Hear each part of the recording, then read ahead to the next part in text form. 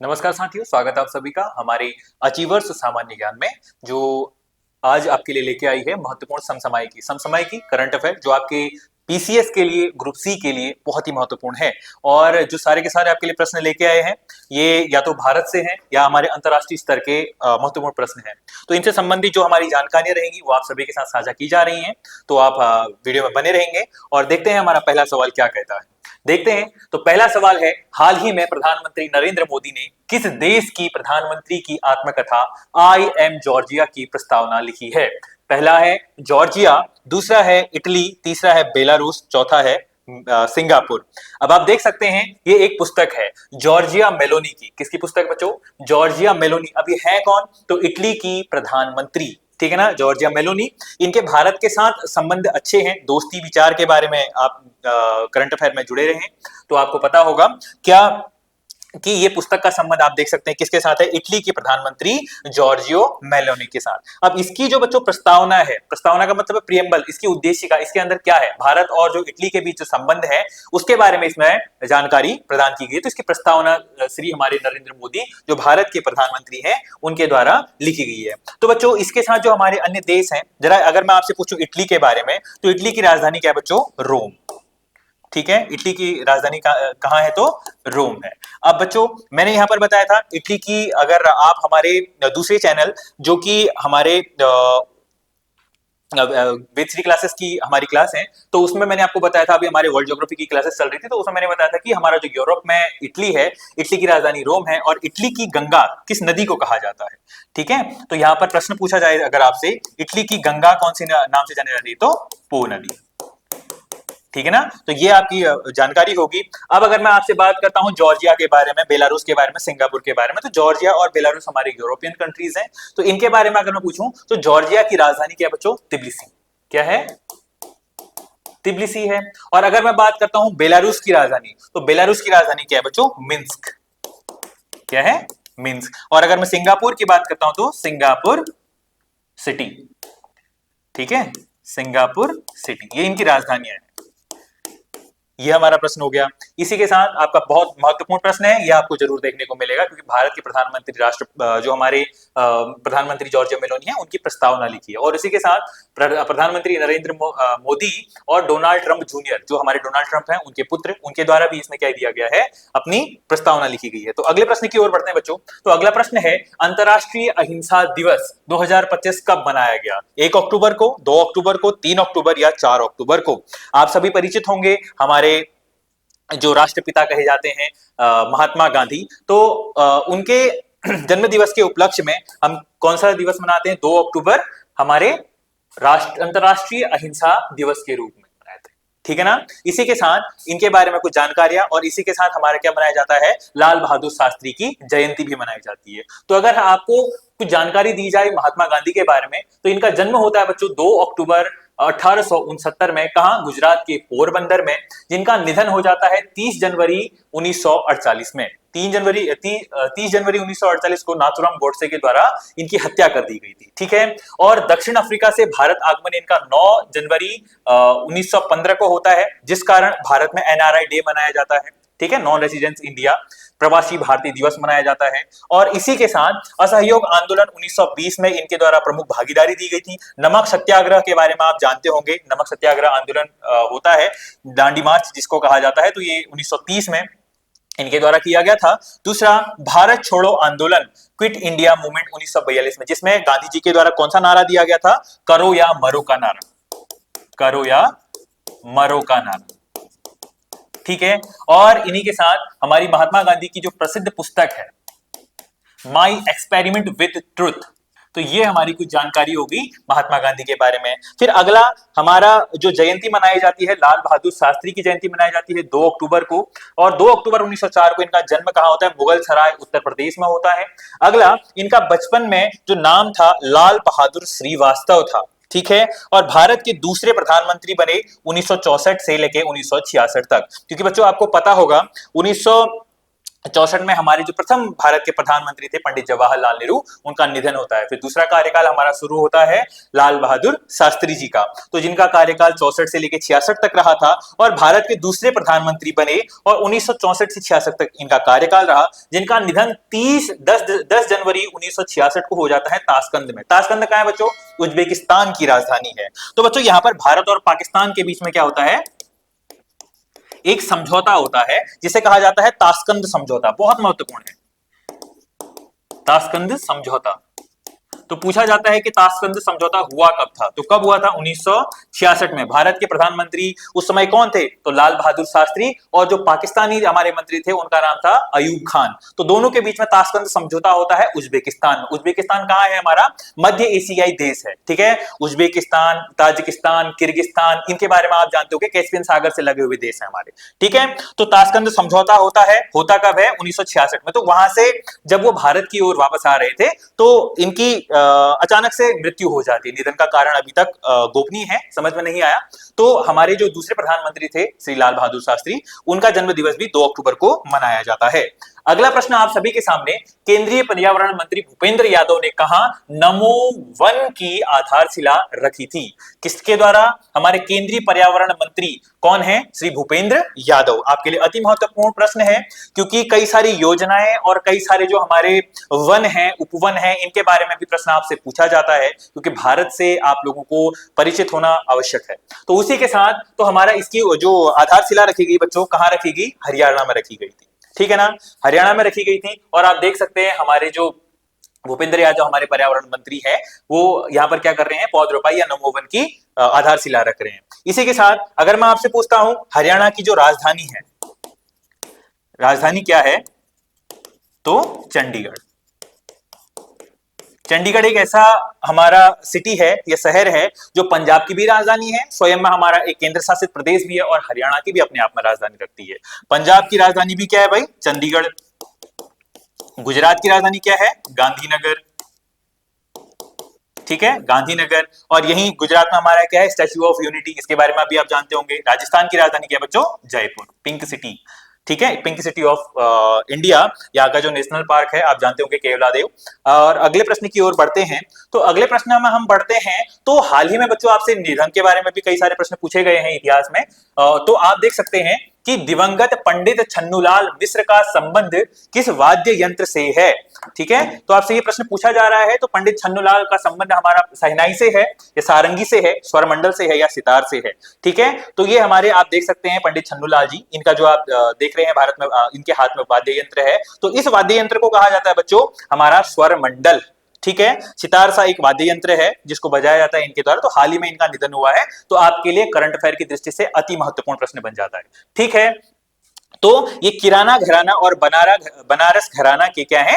शास्त्रीय गायक और स्वरमंडल भी बजाते थे, या स्वरमंडल के क्या थे? प्रमुख वादक हुआ करते थे। इनका अभी निधन हुआ है, तो करंट अफेयर की दृष्टि से आपके लिए अति महत्वपूर्ण है, क्योंकि कई बार आप लोगों से क्या किया जाता है, हमारे जो वाद्य यंत्र है या वाद्य यंत्र से संबंधित क्या है, हमारे जो म्यूजिशियंस हैं उनके बारे में प्रश्न पूछ लिया जाता है। फिर बारी आती है बच्चों हमारी किसके बारे में? अगले प्रश्न, पांचवा प्रश्न आता है, विश्व शिक्षक दिवस 2025 कब मनाया गया? 2 अक्टूबर को, 3 अक्टूबर को, 4 अक्टूबर को या 5 अक्टूबर को? अब यहां पर देखिए, मैंने क्या प्रश्न, हमने यहां पर प्रश्न क्या पूछा है? विश्व शिक्षक दिवस। ठीक है, अगर यहां पर एग्जामिनर आपसे अगर 5 सितंबर भी लगा देता है बाई चांस, ठीक है, तो आप वहां पर 5 सितंबर देखते ही सीधे टिक कर लेंगे। ठीक है, तो आपको ध्यान देना है कि ये विश्व शिक्षक दिवस है बच्चों।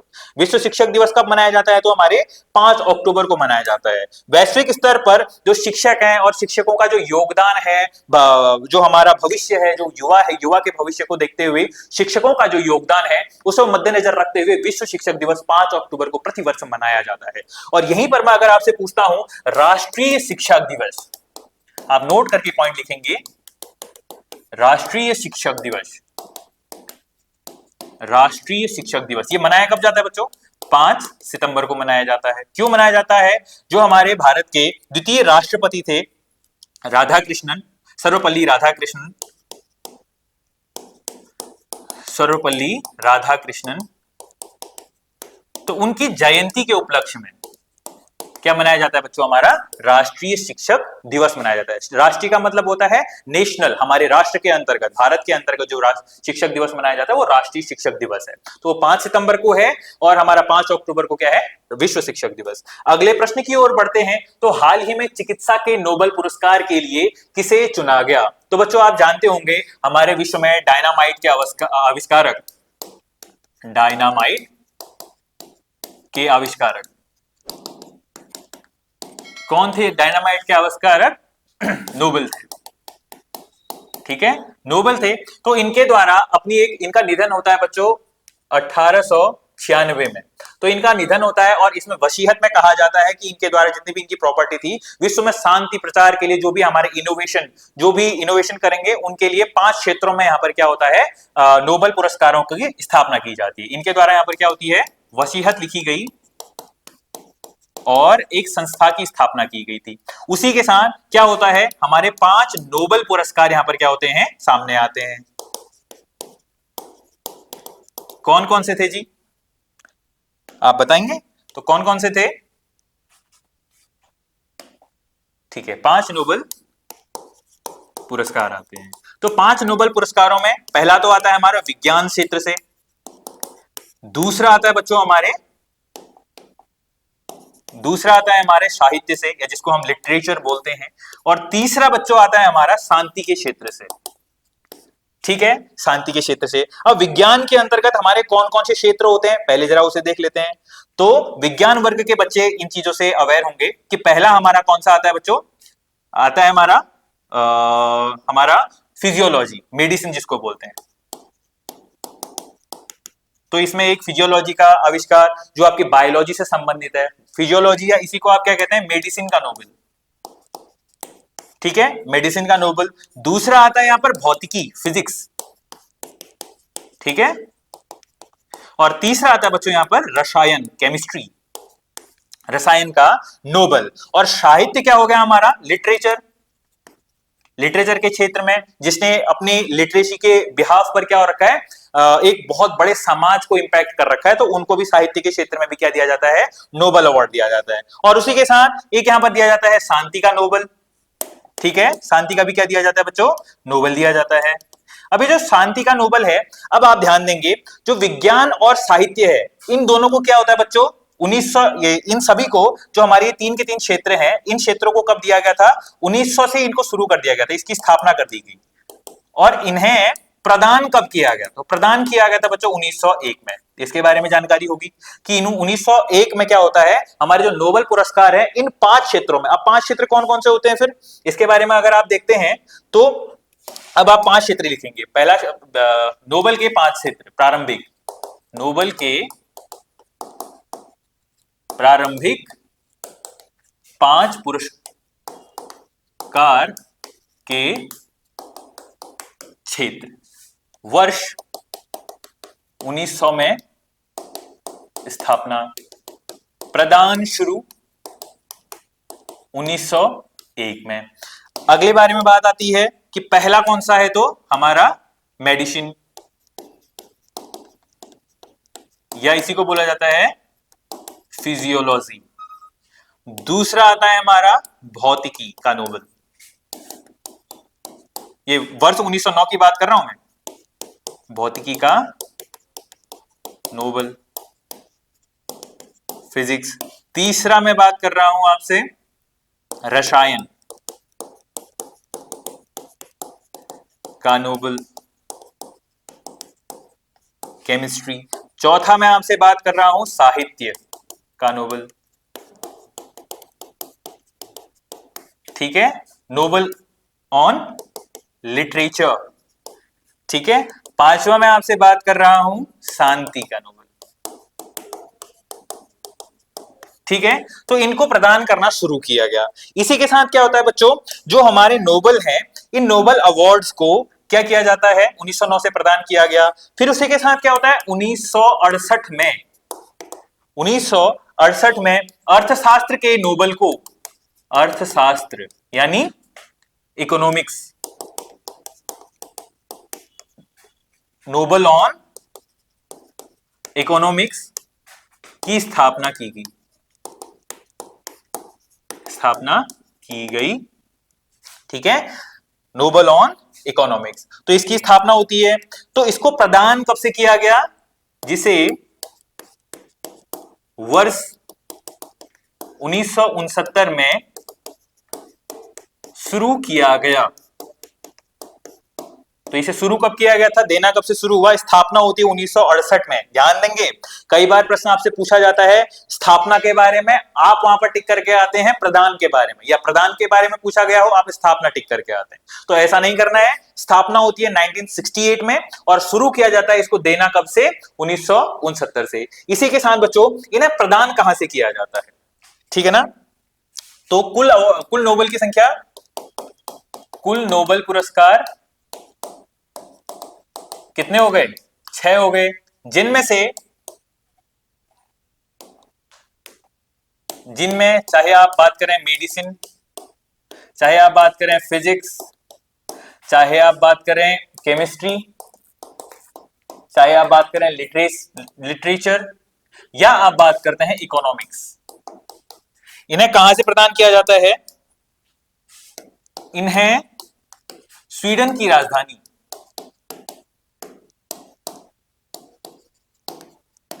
स्टॉकहोम,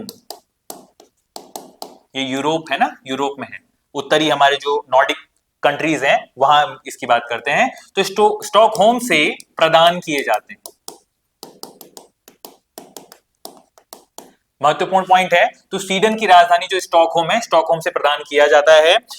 पर आप देखेंगे यहां पर मैंने मेडिसिन लिख लिया, फिजिक्स लिख लिया, केमिस्ट्री लिख दिया, और मैंने लिटरेचर लिख दिया, इकोनॉमिक्स लिख दिया, तो बच कौन सा गया? शांति का। परंतु बट लिखिए, परंतु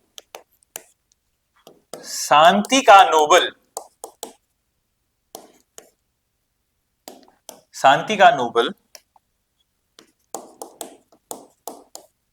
नॉर्वे की राजधानी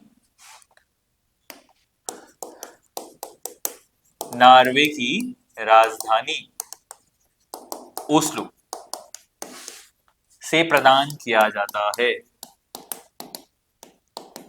ठीक है, इसके बारे में आप जानकारी रखेंगे। तो जो शांति नोबेल ऑन पीस है, ये हमारा कहां से दिया जाता है? नॉर्वे की राजधानी ओस्लो से। पर बाकी जितने भी हैं वो स्वीडन की राजधानी स्टॉकहोम से आपको दिए जाते हैं। तो बच्चों अगर मैं आपसे प्रश्न करता हूं कि हमारा जो पहला नोबेल पुरस्कार है कौन सा? हाँ, नोबेल ऑन मेडिसिन। तो नोबेल ऑन मेडिसिन जो पहला पुरस्कार है अभी वर्तमान में हमारे 2025 में किसे दिया गया है?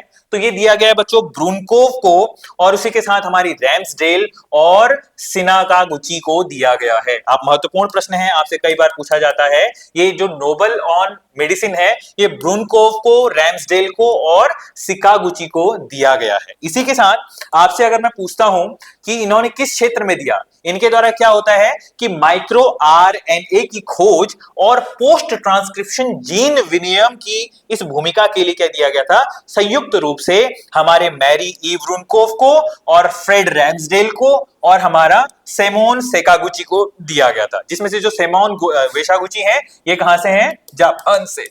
सॉरी, ये हमारे कहां से हैं? जापान से। और ये बाकी जो दो हैं आपको देखने में आ रहे हैं, ये दोनों कहां से हैं? यूएसए से, संयुक्त राज्य अमेरिका से। ठीक है, आपसे सिर्फ संयुक्त रूप में पूछा जा सकता है या इनको किस क्षेत्र के लिए दिया गया था। मैच द फॉलोइंग कथन स्टेटमेंट फर्स्ट, स्टेटमेंट 2 के रूप में भी दिया जा सकता है। ठीक है बच्चों, आप इसको ध्यान रखेंगे, आपके लिए अति महत्वपूर्ण प्रश्न है। तो सारे के सारे नोबेल आपके लिए इंपॉर्टेंट है। अगला मैं आपसे बात करता हूं, हाल ही में 2025 में फिजिक्स का नोबेल पुरस्कार किसे दिया गया? ये फिर कहां से प्रदान किया जाएगा? स्वीडन की राजधानी, कहां से? स्वीडन की राजधानी स्टॉकहोम से। ठीक है बच्चों, तो हमारा जो नोबेल ऑन फिजिक्स है ये किसे दिया गया था? क्या ब्रूनकोव, रैम्सडेल और सेकागुची को दिया गया था? नहीं सर, ये तो हमारा किसको दिया गया? ये हमारे मेडिसिन वालों को दिया गया था। तो किसको दिया गया था? क्लार्क को और डेवरेट को और मार्टिनिस को दिया गया था। किसको दिया गया था? क्लार्क को, डोवरोट को और हमारे मार्टिनिस को दिया गया था। तो हमने देखा कि फिजिक्स का नोबेल इनको दिया गया था। अब किस क्षेत्र में दिया गया था जरा एक बार इन्हें देखते हैं। तो इनको दिया गया था विद्युत परिपथ में, जो इलेक्ट्रिक सर्किट होता है उसमें माइक्रोस्कोपिक क्वांटम मैकेनिकल टनलिंग और ऊर्जा क्वांटीकरण के लिए के खोज के लिए इन्हें प्रदान किया गया था। ठीक है, आप देख सकते हैं पहले में हमारे जॉन क्लार्क हैं जिनका संबंध कहां से है? यूएसए से। अगले हैं माइकल एच डेवोरेट, तो डेवरेट कहां से है हमारे? यूएसए से है, यूनिवर्सिटी ऑफ कैलिफोर्निया। थर्ड है हमारे जॉन एम मैरिटनिस, तो मैरिटनिस भी कहां से है? हमारे यूएसए से। तो तीनों के तीनों जितने भी हमारे वैज्ञानिक हैं इन सभी को कहां से दिया गया है? हमारे यूएसए के हैं, ठीक है ना। अगले प्रश्न की ओर बढ़ते हैं। अगला नोबल आपके सामने है, नोबल ऑन केमिस्ट्री। 2025 में रसायन विज्ञान के नोबल पुरस्कार के लिए किसे चुना गया था? क्या हमारे ब्रुनकोव, रैमजेल और सेकागुची को, क्लार्क, डेवोरोट, मार्टिनिस को? तो ब्रुनकोव को तो हमारा मेडिसिन वाला दिया गया था, क्लार्क, डेवोरेट और मार्टिनिस को हमारा फिजिक्स का दिया गया था। अब कितागावा जो हमारे जापान से हैं, रिचर्ड रॉबसन ऑस्ट्रेलिया से और उमर यागी जो कि हमारे यूएसए से हैं, इन तीनों को दिया गया था काय का? नोबल, हमारा रसायन विज्ञान का नोबल दिया गया था। किस क्षेत्र के लिए दिया गया था? जरा ये देख लेते हैं। तो इनके क्षेत्र, किस क्षेत्र की उपलब्धि के लिए दिया गया था? Royal Swedish academy of science ने मेटल ऑर्गेनिक फ्रेमवर्क के लिए इनके अभूतपूर्व कार्य के लिए इन्हें प्रदान किया गया था, ठीक है ना। आप देख सकते हैं सुसुमु किसागावा और हमारे रिचर्ड, यहां पर आपको देखने को मिल रहे हैं रॉबसन, और हमारा उमर एम यागी। उमर नाम से आप भारत से ना लगाइएगा, ये हमारे कहां से? यूनिवर्सिटी ऑफ कैलिफोर्निया के ब्रेकले से हैं, यूएसए। तो तीनों के तीनों हमारे कहां से हैं? जापान से, ऑस्ट्रेलिया से और यूएसए से। तो अगले हम नोबेल की हम बात करते हैं आपसे कि वर्ष 2025 में साहित्य के नोबेल पुरस्कार को किसे दिया गया था? अति महत्वपूर्ण प्रश्न है बच्चों, क्योंकि हमारे नोबेल शांति का, जैसे देखो छोटे एग्जाम्स में तो क्या होता है कि आपसे सीधे पूछ लेता है कि साहित्य का किसे दिया गया था या शांति का किसे दिया गया था, पर आप क्या करते हैं पीसीएस के पेपर को अगर आप ध्यान से देखेंगे तो आपसे स्टेटमेंट वाइज में पूछा जाता है, स्टेटमेंट फर्स्ट, स्टेटमेंट सेकंड। इन्हें दिया गया था इस कार्य की वजह से दिया गया था, तो इन दोनों को आप स्टेटमेंट के फॉर्मेट में भी आप देखते हैं, तो इसे आप महत्वपूर्ण तौर पे देखेंगे। पर अगर आप देखते हैं साहित्य का नोबेल आपसे अगर पूछा जा रहा है तो साहित्य में आपसे सीधे क्या पूछा जाता है? जो साइंटिस्ट है या जो भी ऑथर है उन ऑथर के बारे में, राइटर के बारे में पूछ लिया जाता है। तो 2025 के हमारे साहित्य के नोबेल पुरस्कार के विजेता कौन है? लाजलो क्रास्कोनुहरकोई, ठीक है, ये हंगरी के हैं हमारे राइटर। कहां के हैं? हंगरी के लेखक, ठीक है, ये कहां के हैं? हंगरी के लेखक, ठीक है। हंगरी की राजधानी क्या है? बुडापेस्ट, ठीक है, ये भी आप याद रखेंगे। हंगरी की राजधानी क्या है? बुडापेस्ट। हंगरी के घास के मैदान पुस्ताज कहलाते हैं, ठीक है। तो हमारा अगला, इसी में क्या पॉइंट था हमारा? हरकोइस के बारे में जानकारी थी। लाजलो हरकोइस एक हंगेरियन उपन्यासकार हैं, पटकथा लेखक हैं, और इनकी जो प्रसिद्ध हमारी कृतियां हैं, इनकी जो प्रसिद्ध हमारी पुस्तकें हैं, कौन कौन सी हैं? सेंट गो द, ये आपके इनके राइटर्स ये लिखी हुई होगी। और प्रमुख उपलब्धियां और इनके जो पुरस्कार हैं क्या है? इनको मैन बुकर इंटरनेशनल पुरस्कार दिया गया, 2015 के विजेता हैं, और मैन बुकर इंटरनेशनल पुरस्कार 2018 में इन्हें प्रदान किया गया है। तो ठीक है ना, ये है हमारे लाजलो हरकोइस, कहां के हैं? हंगरी के, ठीक है। अति महत्वपूर्ण आपके लिए प्रश्न बन जाता है। अगला प्रश्न आता है बच्चों आपके लिए, शांति का नोबेल पुरस्कार। किसका नोबेल पुरस्कार? शांति का नोबेल पुरस्कार। उम्मीद के बिल्कुल विपरीत, जैसे आपने देखा होगा अमेरिका के राष्ट्रपति ट्रंप ने कई बार गुहार लगाई थी कि हमें नोबेल पुरस्कार शांति का मिलना चाहिए, हमने भारत में शांति कराई, इधर शांति कराई, उधर शांति कराई, खैर। तो पर मिला किसे? हमारे मारिया मचाडो को मिला। किसे मिला बच्चों? मारिया कोरिना मचाडो को मिला। ये कहां की है? वेनेजुएला की आंदोलनकारी है। कहां की है? वेनेजुएला की आंदोलनकारी, डेमोक्रेटिक आंदोलनकारी है। तो इनको क्या दिया गया है? शांति का नोबेल। और ये प्रदान कहां से किया जाता है? ये प्रदान कहां से किया जाता है? आप कमेंट बॉक्स में मेंशन करेंगे, ठीक है, क्योंकि मैंने अभी आपको बताया है। अगर याद नहीं आ रहा है तो एक बार याद कीजिए, रिकॉल कीजिए, ठीक है। प्रेजेंस ऑफ माइंड को अपने साथ रखिए। तो शांति का नोबेल कहां से दिया जाता है और किसे दिया गया है? तो मारिया कोरिना मचाडो को दिया गया, ठीक है। तो कौन है मारिया मचाडो? ये कौन है? Maria Corina Machado, campaigning democracy in Venezuela, ठीक है। वेनेजुएला कहां है? अगर आपको याद होगा,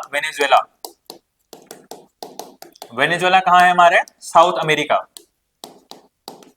कॉन्टिनेंट में। यहां पर एक हमारा विश्व का सबसे लंबा जलप्रपात, क्या नाम है उसका? एंजल जलप्रपात, जो कितनी ऊंचाई से गिरता है? 973 मीटर की ऊंचाई से गिरता है, ठीक है ना।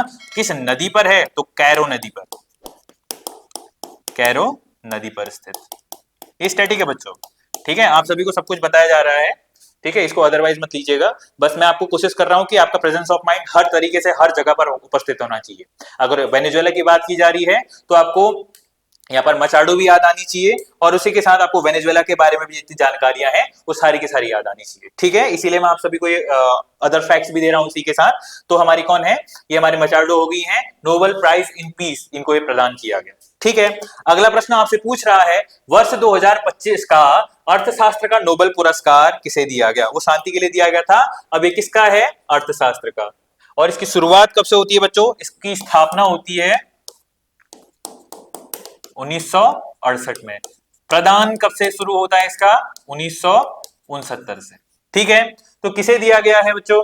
तो हमारे ये ब्रुनकोव, रैम्सडेल और सकागुची को कौन सा दिया गया है? हमारे मेडिसिन का हो गया है। तो ये हमारे जो कौन है, जोएल, फिलिप और पीटर, इन तीनों को किसका दिया गया बच्चों? अर्थशास्त्र का नोबेल दिया गया है, ठीक है। तो कौन है? देखिए, जोएल मॉर्की और हमारे फिलिप हो गए और हमारे पीटर हॉविट हो गए। तो इनको किसका दिया गया है? नोबेल प्राइज इन इकोनॉमिक्स का दिया गया है, ठीक है, ध्यान रखेंगे।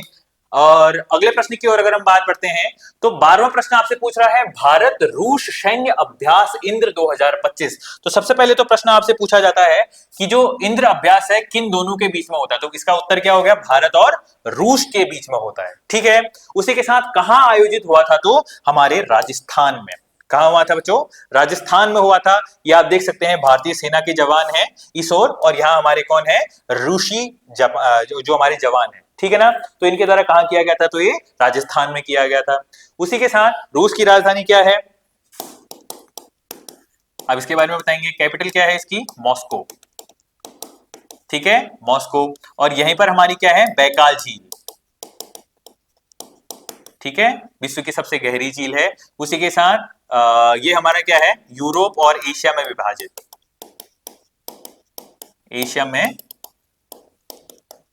विभाजित है, ठीक है। तो ये हमारा कुछ रूस के बारे में हो गया, और ये हमारा हो गया अगर मैं इनसे राज्यों की आपसे पूछता हूं राजधानी, तो राजस्थान की क्या होगी? जयपुर। मेघालय की क्या होगी? शिलोंग। गुजरात की आपको पता ही है। और पश्चिम बंगाल की कोलकाता। गुजरात की गांधीनगर और पश्चिम बंगाल की क्या है? कोलकाता, जो कि हुगली नदी के किनारे पर स्थित है, ठीक है। अगला प्रश्न की ओर बढ़ते हैं। तो संसद से पारित नया आयकर विधेयक लागू होता है। आयकर विधेयक कैसा होता है? एक डायरेक्ट टैक्स, प्रत्यक्ष कर होता है, जिसकी शुरुआत या जो नया पेश होने वाला है वो कब से होगा? 1 अप्रैल 2026 से। इसके लिए अभी आपकी डेट आपको याद होनी चाहिए। संसद के बारे में अगर आपसे पूछता हूं, भारत की जो संसद है, ठीक है, तो संसद का उल्लेख कहां पर किया गया है? अनुच्छेद 79 में किया गया है। उसी के साथ इसके कितने अंग होते हैं? तो 3 अंग होते हैं। कौन कौन से? लोकसभा, राज्यसभा और राष्ट्रपति, 3 अंग होते हैं। सदन कितने होते हैं भाई इसके? 2 सदन होते हैं, एक तो लोकसभा और एक राज्यसभा, अपर हाउस और लोअर हाउस, ठीक है। इसके बारे में भी आप जानकारी रखेंगे संसद के बारे में। और आयकर विधेयक क्या होता है? और आयकर क्या होता है? आयकर क्या है हमारा? Income tax. और ये क्या होता है? एक प्रकार का प्रत्यक्ष कर। प्रत्यक्ष कर मतलब जिसके बारे में आप अवेयर होते हैं, आपको पता होता है कि आपको ये देना है, और अपनी आप सैलरी से देते हैं, जिसका कुछ परसेंटेज रखा जाता है, ठीक है। तो ये एक प्रकार से क्या है? ये प्रत्यक्ष कर है। और उसके साथ अगर मैं आपसे बात करता हूं जीएसटी, जीएसटी क्या होता है हमारा?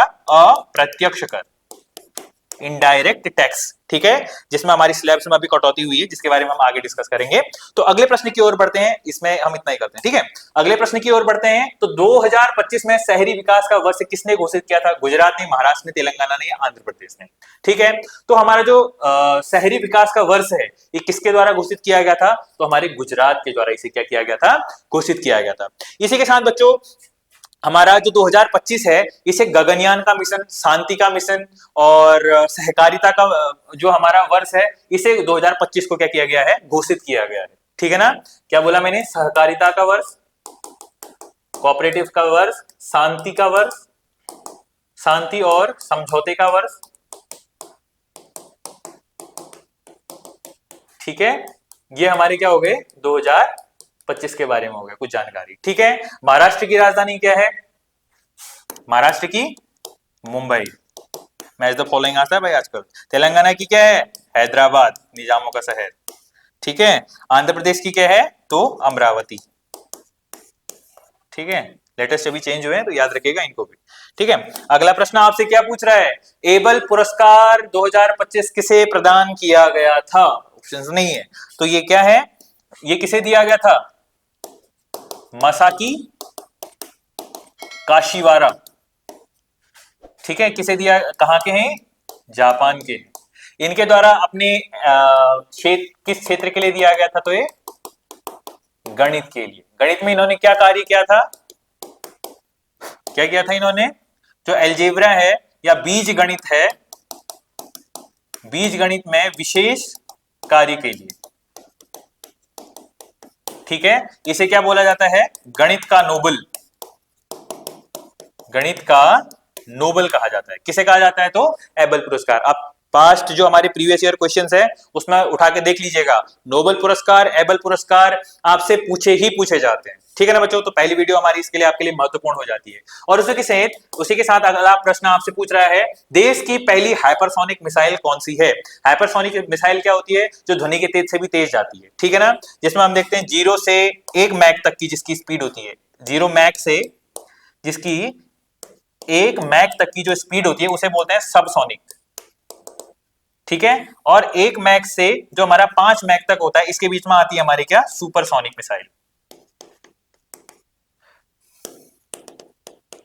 और 5 मैक से जो ज्यादा होती है उसे बोलते हैं हम हाइपरसोनिक मिसाइल। ठीक है। मैक मतलब क्या होती है? ध्वनि की स्पीड होती है। तो उससे भी ज्यादा जो तेज, ध्वनि की स्पीड से भी तेज हमारी जो मिसाइल जाती है उसके बारे में हम बात कर रहे हैं। तो यहां पर मैं बात करता हूं किसके बारे में? देश की पहली हाइपरसोनिक मिसाइल कौन सी है? तो इसका नाम है हमारा क्या? ध्वनि। क्या नाम है इसका? यह है ध्वनि। इसकी बात कर रहा हूं मैं, जिसकी स्पीड 5 मैक से भी ज्यादा है। उससे भी ज्यादा जिसकी है तो उसका नाम क्या है? ध्वनि मिसाइल। अति महत्वपूर्ण है। सबसोनिक की यदि मैं बात करता हूं तो भारत की पहली कौन सी है? इसका नाम है निर्भया। निर्भया मिसाइल। याद रखिएगा। अगला आपसे अगर मैं पूछूं सुपरसोनिक मिसाइल कौन सी है तो ब्रह्मोस।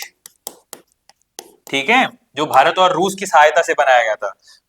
ब्रह्मपुत्र और मास्कोवा नदी के नाम पर ये बनी है ब्रह्मोस। ठीक है। जो इंटरकॉन्टिनेंटल बैलिस्टिक मिसाइल है ये भी हमारी क्या है?